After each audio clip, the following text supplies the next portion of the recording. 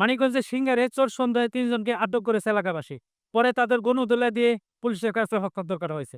এজাহার সূত্রে জানা যায়, ২২ জুলাই মঙ্গলবার রাত ৩টার দিকে সিঙ্গার উপজেলার ধল্লা ফুটনগর গ্রামের মৃত আব্দুল খালেক মিয়ার ছেলে মোহাম্মদ মেহের আলীর বাড়িতে চুরি করার উদ্দেশ্যে ঘরের দরজা ভেঙে রুমের মধ্যে প্রবেশ করার চেষ্টা করলে মেহের আলীর স্ত্রী ঘুম ভেঙে যায়।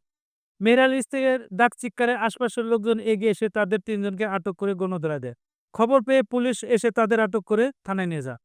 এ ব্যাপারে প্রতিবেশী তোফাজ্জল হোসেন বাদী হয়ে সিংড়া থানায় একটি চুরির চেষ্টার অপরাধে একটি মামলা দায়ের করেন।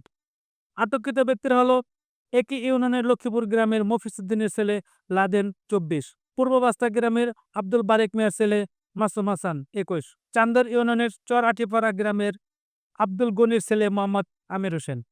এ বিষয়ে সিঙ্গার থানার officer in-charge OC J O M Taufiq Azam বলেন, এ বিষয়ে থানায় একটি মামলা দায়ের করা হয়েছে এবং আসামিদের কোর্টের মাধ্যমে জেল হাজতে প্রেরণ করা হয়েছে।